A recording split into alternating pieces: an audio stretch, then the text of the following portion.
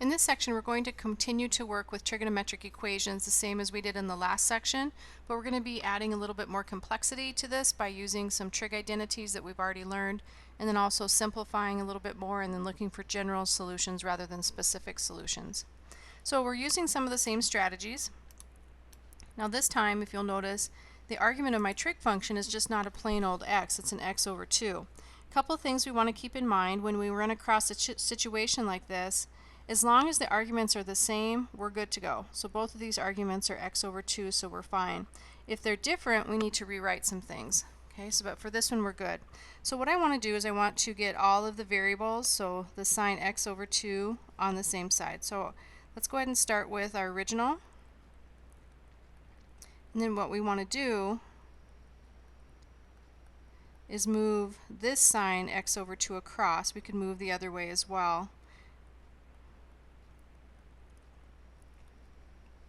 And end up with 2 sine x over 2 equals the square root of 3, and then we divide both sides through by 2.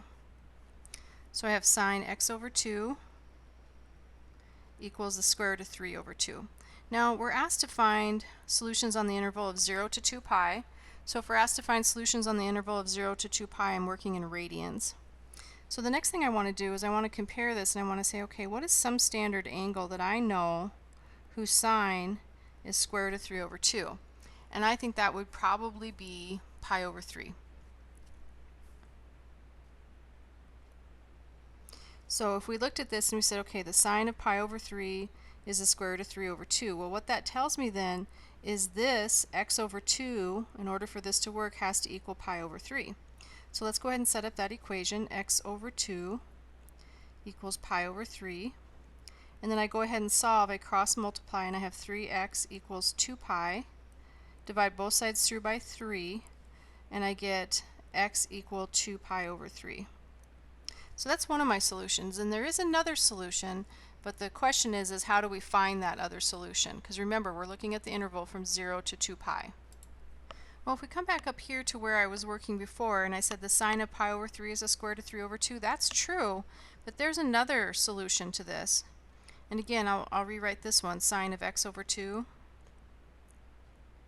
equals the square root of 3 over 2. There's another solution in the second quadrant where sine is positive. So what I want here is I want the angle in quadrant 2 that has a reference angle of this same pi over 3 basically. And if I look through that, that would be 2 pi over 3. So what I can do now is equate x over 2 equals 2 pi over 3. So we cross multiply, and I get 3x equals 4 pi. Divide both sides through by 3, and I get x equal 4 pi over 3. So my solutions are, we always write these in order from smallest to largest, 2 pi over 3 and 4 pi over 3. And again, if you want to check these, you can plug them into your calculator. Make sure you're in radian mode because these solutions are in radians.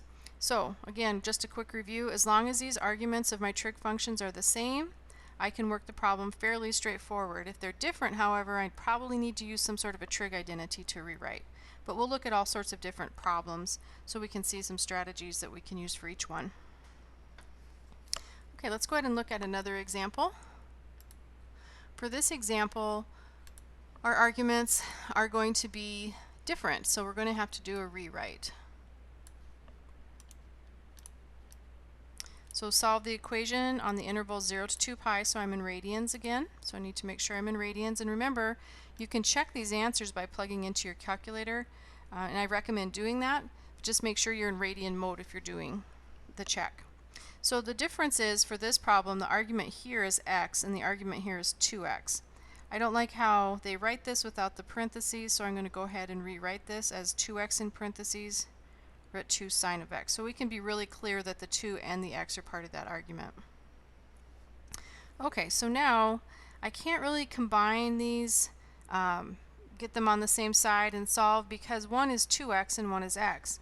So I need to rewrite using some trig identity. And the trig identity that comes in handy a lot for these are the sine of 2x is equal to 2 sine x cosine of x.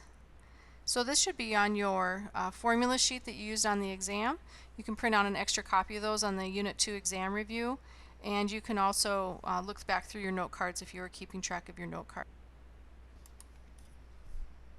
So I can go ahead and subtract the root 2 sine of x from both sides, so I'll get all my variables on one side. Now, not every single problem we do will follow the same steps. It kind of depends on the problem itself, but I think this will work pretty good for this one. So we'll have 2 sine of x cosine of x minus root 2 sine of x equals 0. Now I could factor a sine of x out of both of these. That's common. I'll be left with 2 cosine of x minus root 2.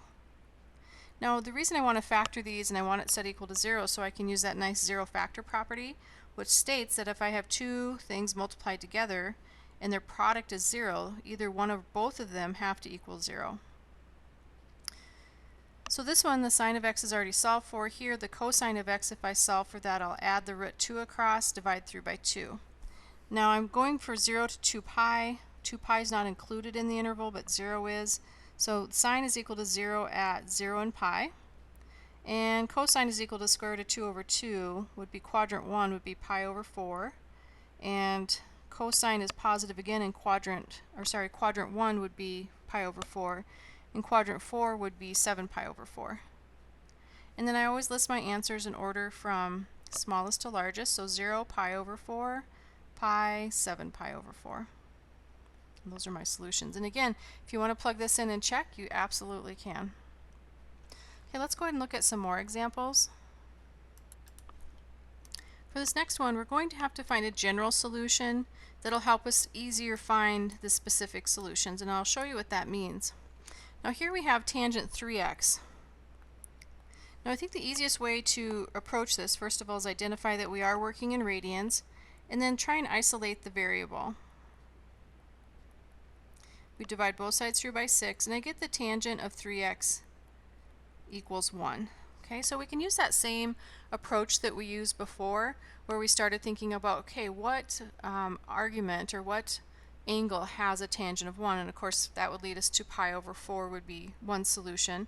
And then another solution I could probably think about in the third quadrant would be 5 pi over 4. But this is the way I want to approach this one. There's going to be a lot of different solutions in the interval between 0 and 2 pi because of this 3x. That kind of expands the period, so it gives it that much more opportunity to have solutions. So the way we want to look at this then is I might want to start with this and say the tangent of what is 1. Okay, well the tangent of, we talked about pi over 4, so let's look at the tangent of pi over 4 is 1. That means I should be able to take 3x and set it equal to pi over 4. But this is going to happen if we kind of look at a graph. Here's pi over 4, and we talked about this 5 pi over 4. What ends up happening is, as we go around the unit circle, I'm going to hit a solution here, and I'm going to hit another one, and another one, and another one. You can see as we keep going around the unit circle, I'm going to keep hitting this every 180 degrees. 180 degrees, of course, is the same as pi. So for every multiple of pi, whether I'm moving in the positive or negative direction, this is going to be a solution, plus n pi. So what we're going to do from here is we're going to solve for x, we're going to simplify, and then we'll plug in values of n to find out all the different types of solutions that we could find. So the first step here would be divide through by 3, and I get x equal pi over 12 plus n pi over 3. Now I want to find a common denominator, so I'll multiply top and bottom by 4, and I end up with x equal pi plus 4n pi over 12. So this is what I'm going to be using to find all of my solutions.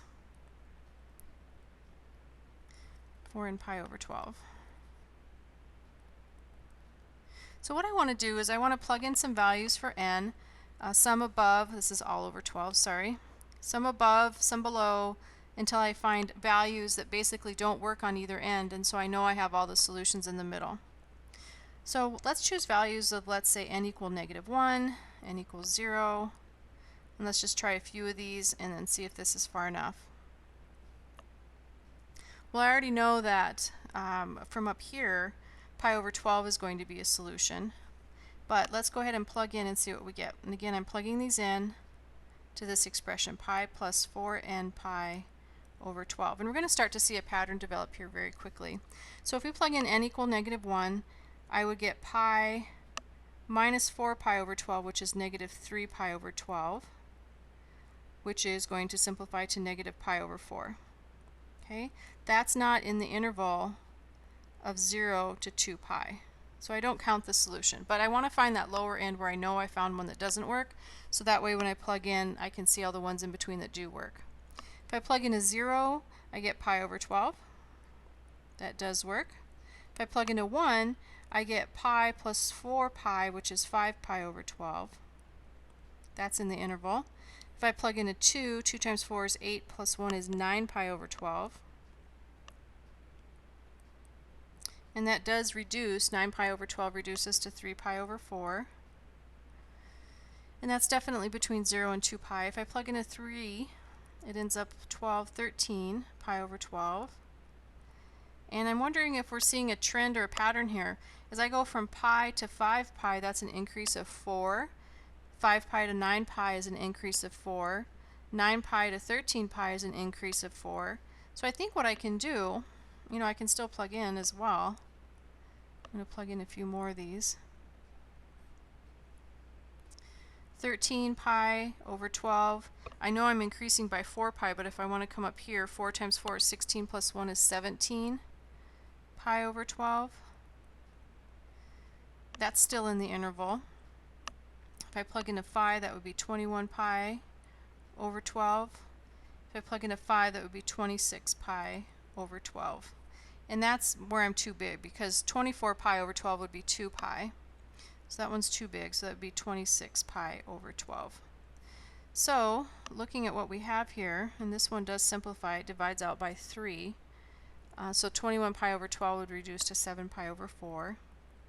All of these are my solutions. So coming up with the general solution, so this is the general solution, helps me find the specific solution. And the reason I have so many specific solutions here is that I have this multiple of 3x. So I don't just have 2, I have 1, 2, 3, 4, 5, 6. I have 3 times as many as I would have expected because of that 3x. So let's go ahead and write these out. I have pi over 12, and again, order from smallest to largest. And using this method helps me get them in the correct order as well. 9 pi over 12 reduced to 3 pi over 4, 13 pi over 12, 17 pi over 12, and our last one here was 7 pi over 4 that fit. Okay, so those are my solutions. And again, if you want to plug these into your calculator to check them, you absolutely can. Now a lot of times when we're working with these and rewriting, I have to remember the reciprocal identities as well. So for this problem we're working with secant squared, and we know we can rewrite secant squared in terms of tangent squared if we want, but I'm not sure how much that would help. So I think I want to think about this one. First of all, we're isolating it, and then what we'll do is we will try and write the reciprocal identity to help us identify some stuff here. So divide through by 10, so let's go ahead and rewrite it.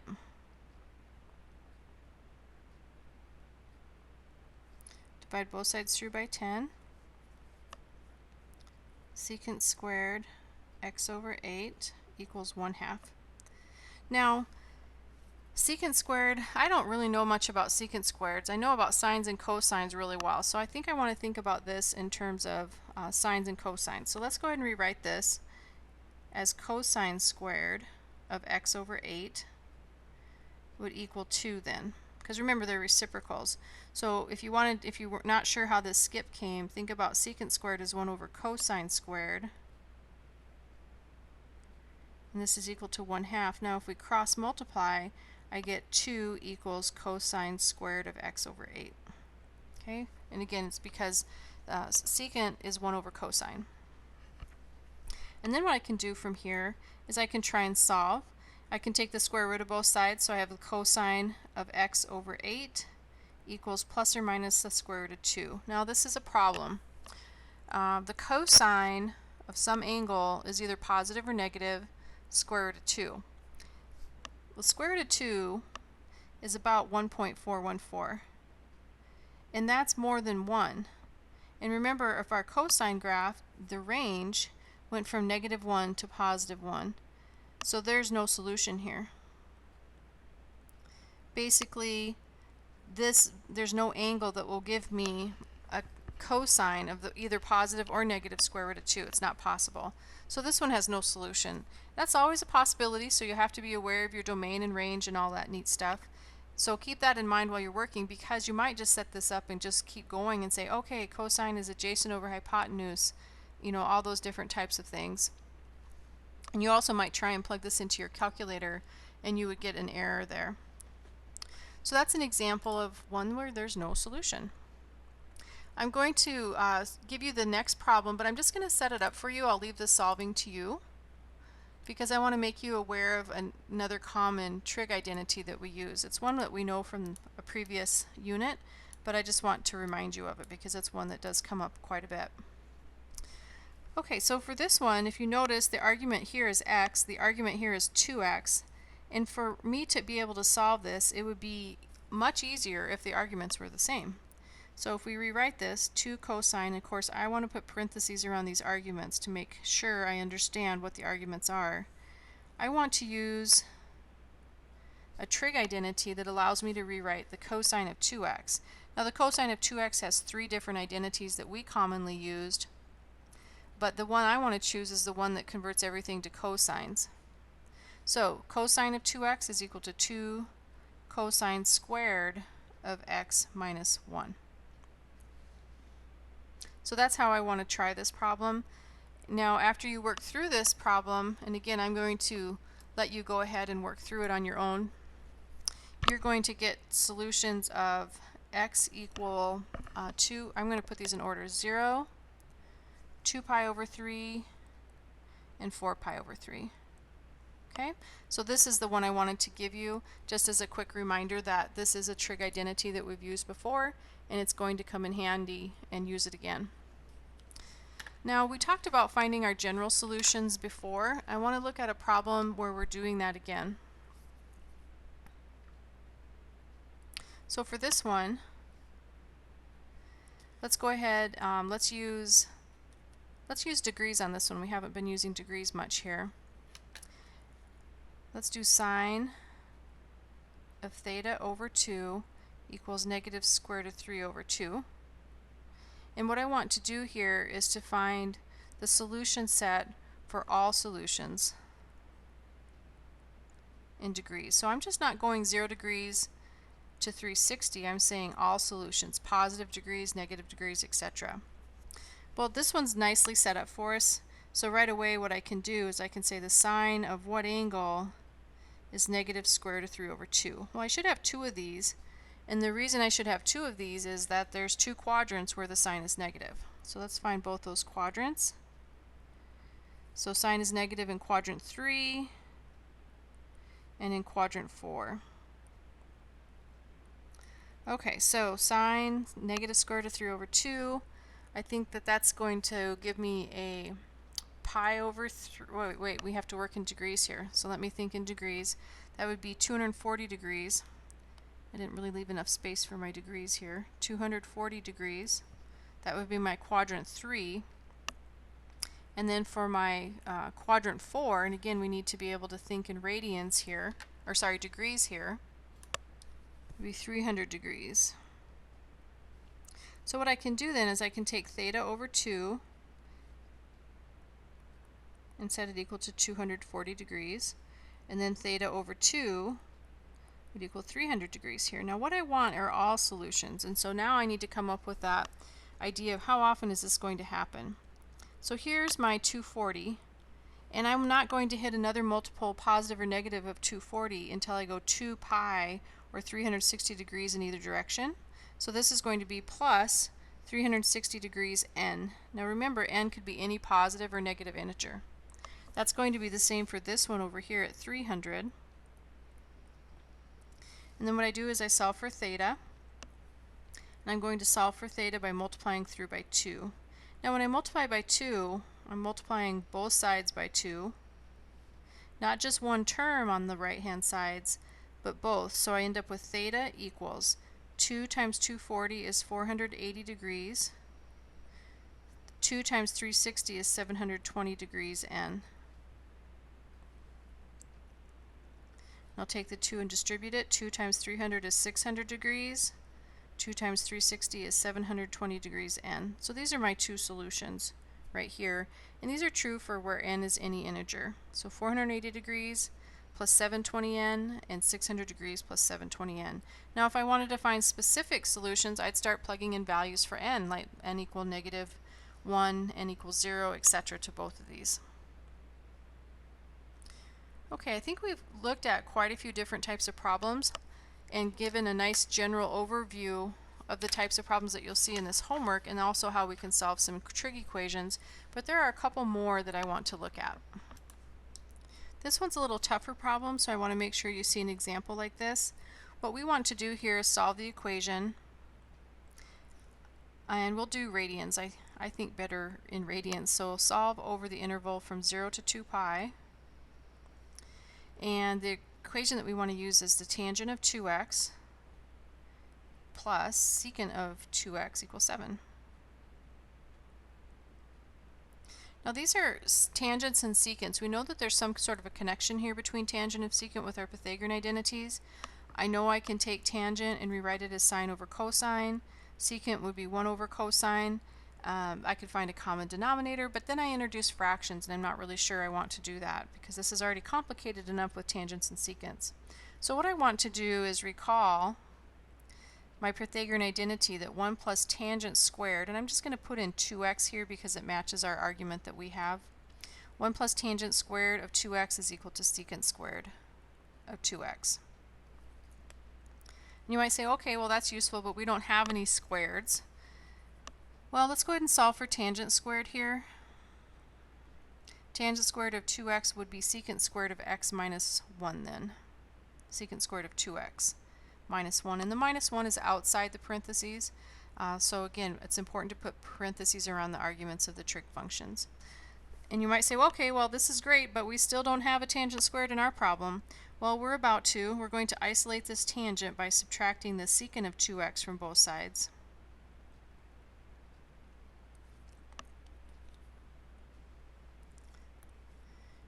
And so we'd end up with the tangent of 2x equals 7 minus the secant of 2x.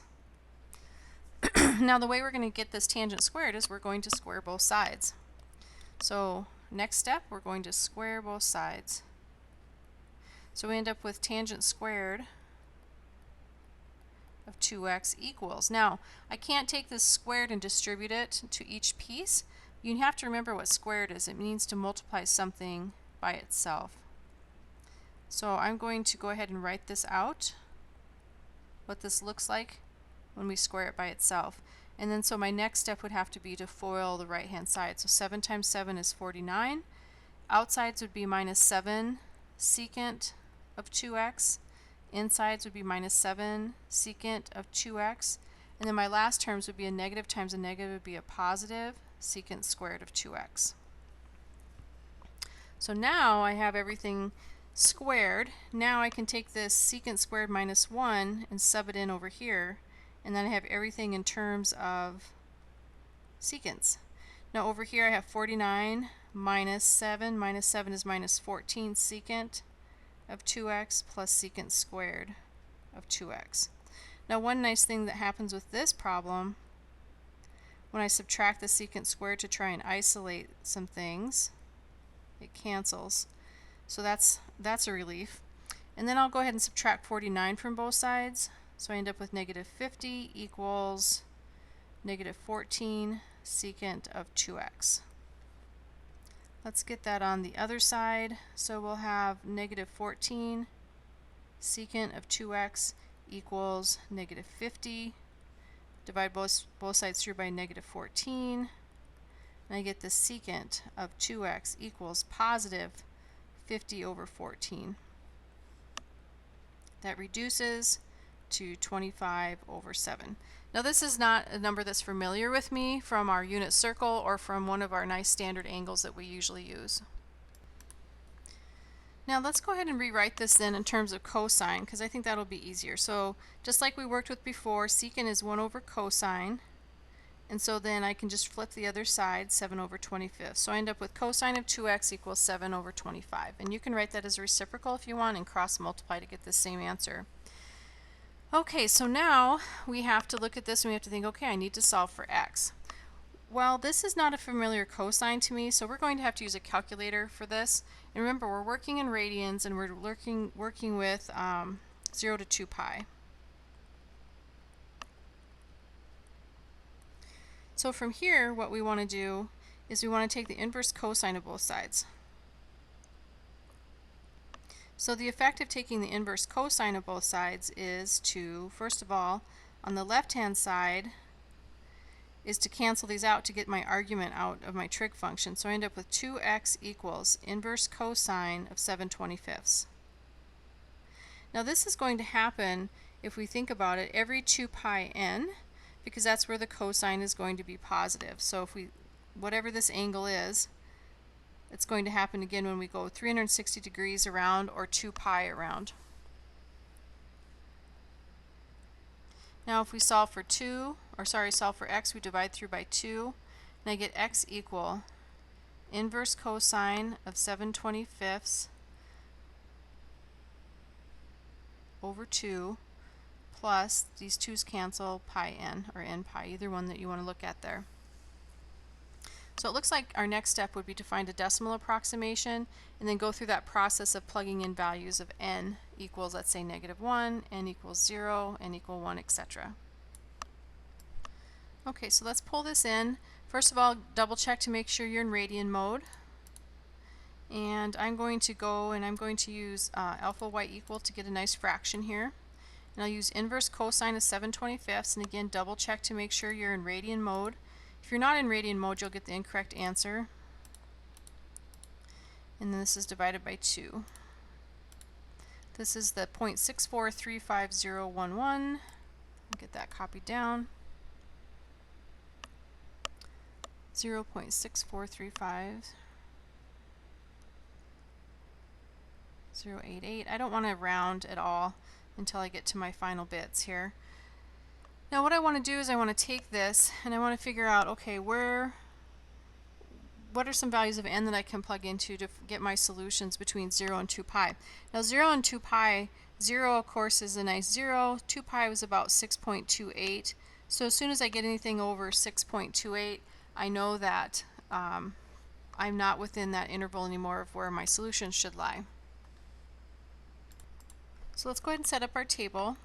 And I want to look at some values. I'm going to plug in n equal -1, n equals 0, n equal 1, and n equal 2 to start. Let's see how many solutions we end up with. And again, I'm plugging that n equal in up here. And I don't want to round this till the very, very end. So if I plug in a -1 here, let me pull my calculator over, I'm going to be using this answer and minus pi. So minus pi. And I get -0.249 radians.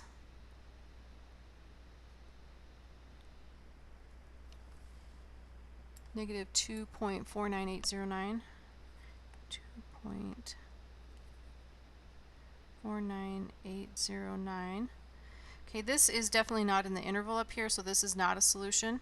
Let's plug in 0 radians. That'll be easy enough. That'll be x equals 0.64350110088, n equals 0. That is within the interval, so this is a solution. Let's plug in n equal 1. So n equal 1, what I can do, the calculator over here. So if I plug in n equal 1,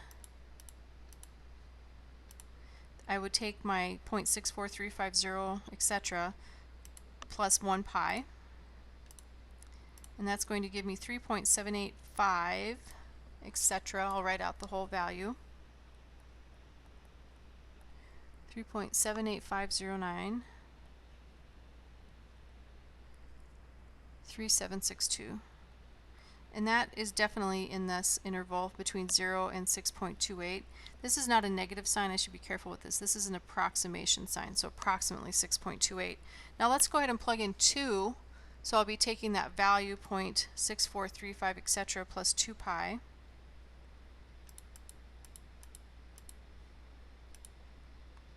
And that's going to be outside the interval because our interval itself is 2 pi is the maximum. I'm adding to that. So 6.9266.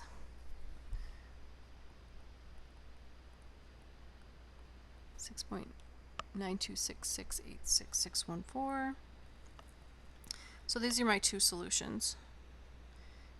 Now it's important that you find one on the lower end and one on the upper end that don't work, that are outside that interval, because that guarantees then that everything in between is a solution. I found all my solutions. So let's go ahead and round these solutions to the nearest 4 places. So 1, 2, 3, 4. And this would be 1, 2, 3, 4. And this would round up. The 9 would round this up to a 1. So I end up with 0.6435. And my other solution would be x equal 3.7851. Again, if you want to check these, you can plug them back into your original equations to make sure they work. One thing that checking won't really do, though, is it won't tell you you have all the solutions. It'll tell you the solutions that you found will work, but it won't tell you that you're missing any solutions. So that's why you have to check to make sure there's nothing on the lower end and nothing on the upper end. Now there's some of these that can't be solved using any algebraic methods like we've used, substitution, factoring, anything like that. So some will have to be used finding a solution by graphing. So we're still working with radians here, but it says here the following equation cannot be solved using algebraic methods. Use a graphing calculator. So to use a graphing calculator for this, a couple things I want you to be aware of. When you put this into your graphing calculator, it'll put parentheses around the arguments of your trig function, which makes me very happy. And it's already set equal to 0 for you. And this is important. If this was not set equal to 0, I would have to set it equal to 0 in order for this to work. So let's go ahead and go to y equal. And notice I am in radian mode here, and I need to be because my problem that I was given is 0 to 2 pi, which is radian mode. So I'm going to go ahead and input this 3 sine of 3x. You can use the x shortcut key up here. Make sure you close the parenthesis, minus x cubed plus 4. Now let's go ahead and graph and let's see what we have. I think we're going to want to change our window a little bit. There's our solution, it looks like. 1, 2, it's a little over 3 maybe. I want to go to my window. And remember, I'm only going 0 to 2 pi here. So let's go -1, let's say, just so I'm a little to the left of that. And then 2 pi is going to be about 6.28. I don't know if we can put in pi here. And I want to go by increments of, let's say, 1. Now this gives me a little bit better look. So now that I've changed that increment, it looks like our solution is just a little bit over 1 because my old tab marks were like 0.38 or something like that. So here's our graph. We want to figure out where this crosses. So I can go to second calc. I go to my 0 function, so that's option 2 here. And it says left bound. Okay, so left bound, I'm going to move this to the left until that little star shows up. And now I'm to the left of to that point. Now it asks me for the right bound. I'm to the right of the point. I hit enter one more time, and there's my solution, the 1.277, etc. So if you can't solve these using algebraic methods, then this will be the method that we can use. Couple of things to keep in mind. Make sure when you enter these that you enter them very carefully, because if you enter it wrong, it's going to give you the wrong answer for what you expect to see, of course. And then also make sure that if you're in degrees up here, and if you're working in radians, you're in radians. And I want to copy this as well so we can make sure that we have notes on how we entered it. And again, up here I can see that radian mode is in place. Now for this one, we'd have to look at the instructions specifically under the answer blank in MyMathLab. But let's say that they ask us to round this to 4 places. So round to 4 places. So our answer is x equal 1.27, let me count these, 777, 875. So 4 places, 1, 2, 3, would be right here. The next digit is an 8, so I would raise that up to a 778. That would be my solution. So that's this point right here. 1.2778. So this is an example of how you could solve using your calculator. And you can actually solve all of these using a calculator, but remember, exact answers don't mean decimals. Exact answers mean, you're using fractions, you're using radicals, etc. And also that you have all your work shown. So just a decimal solution is not going to be sufficient enough to get credit for a problem. You have to make sure you plug everything in. You also have one more problem in your homework set that's more of a story problem, and all you need to do is to populate the equation and then solve using all the methods that we've used. So it's really no different than the problems we've used.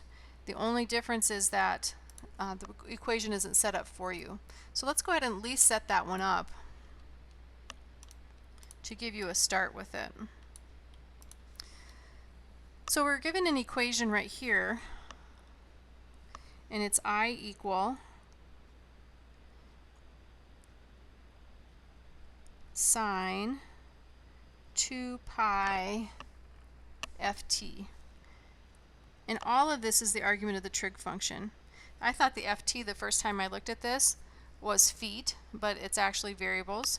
Now we're given the value for I over here is 90, so we have 90 equals. We're also given this max value, 107, and then we have 2 pi, f is 60, and then of course t is by itself.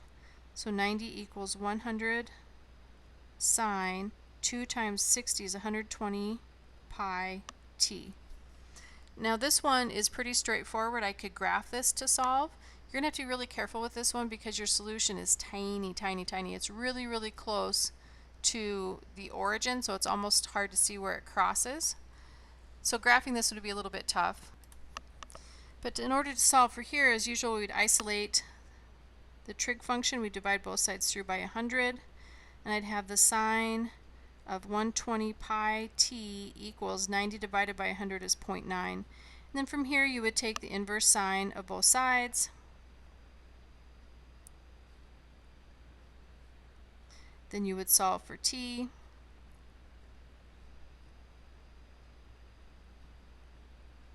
And round correctly. And so when you get done with this one, and I'll let you work through that, I think you get a value, if you round it correctly, of 0.003. So go ahead and give that a try. But again, the trick on this one is to make sure that you plug everything into the equation correctly. So as usual, if you have any questions, let me know. I am happy to answer any questions. You can send me a screenshot of the problem, screenshot of your work, and I'm happy to help out. Good luck.